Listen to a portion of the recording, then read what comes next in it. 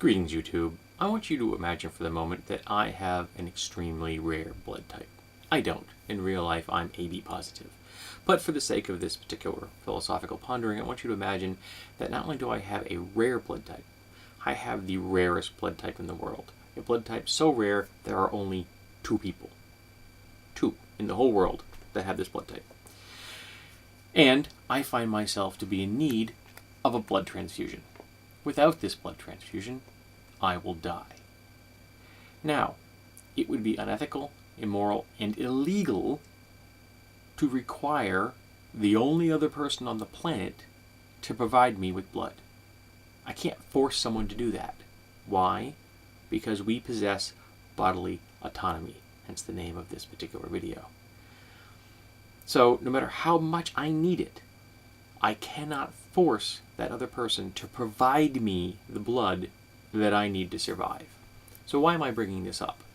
Well, some of you who are astute will have probably already figured out that I'm making a connection between bodily autonomy in the case of a blood transfusion with bodily autonomy in the case of carrying a fetus. If the state requires a woman to carry a fetus, that is a violation of her bodily autonomy. The state would be saying that the woman has no bodily autonomy. Flat out. That the society can tell a woman that you must provide nutrients and a home for a fetus even if you do not want to. And that would be a violation of her bodily autonomy. So right there, making abortion illegal, which would not eliminate abortion, by the way, but it would just drive it underground, but requiring a woman somehow to carry a fetus to term violates her bodily autonomy. You are saying that she is not an autonomous human being, that she is nothing but a broodmare, a walking womb, an incubator, a thing. So, if you can't force someone to provide blood for me, in my hypothetical situation, you can't force a woman to carry a fetus. Period. Now, another argument you often hear where abortion is concerned is that social conservatives will often say that they consider rape the exception to the rule. That if a fetus is the result of non-consensual sex, that it's okay to abort said fetus. Now, not all social conservatives say that. Some social conservatives say that even that should be not allowed, that a woman should have to be forced to carry a fetus to term regardless of how the fetus was formed, because they do not believe that a woman has any bodily autonomy at all, that a woman is not an autonomous individual on any level, ever, that she is just a thing to be used by the state and by their particular view of the religious universe. But many social conservatives will make the rape exception. Now, a fetus, whether it's fertilized through rape or through consensual sex, is identical. The fetus is the same. There is no difference. If you were to take a blood sample from a fetus, in either case, it would be the same. If you were to take the amniotic fluid and check it, it would be the same. If you were to take an ultrasound of those two different fetuses, one from consensual, one from non-consensual sex, they would be identical. And if you believe that the soul enters the fetus at conception, when it is a zygote, they would be the same. But the argument that there is an exception for rape is based on the concept that if it's non-consensual, that you get a pass. The flip side of that coin, and yes, I know exactly what that symbol means,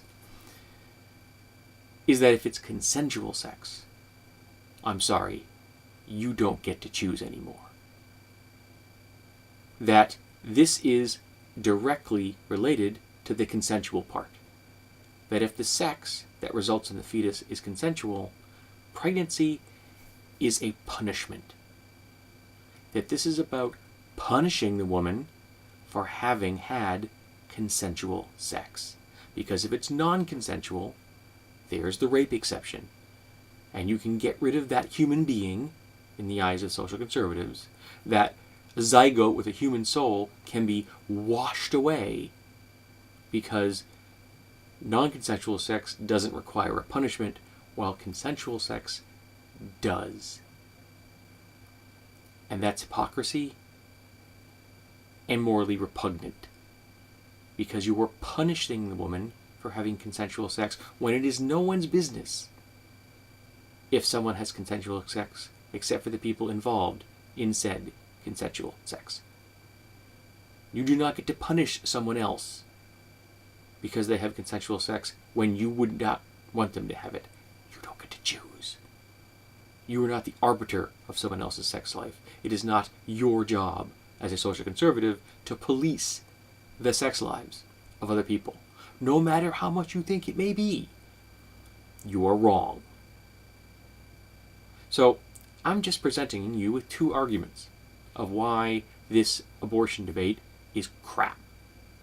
The first, you can't force someone to violate their bodily autonomy and carry a fetus to term, just as you cannot force someone to give blood, and that the rape exception shows the hypocrisy in many social conservative minds. I think that this shoves enough holes through most of the abortion arguments that you could float the QE2. But then again, I think I have a much more reasonable view of abortion because I think women are people.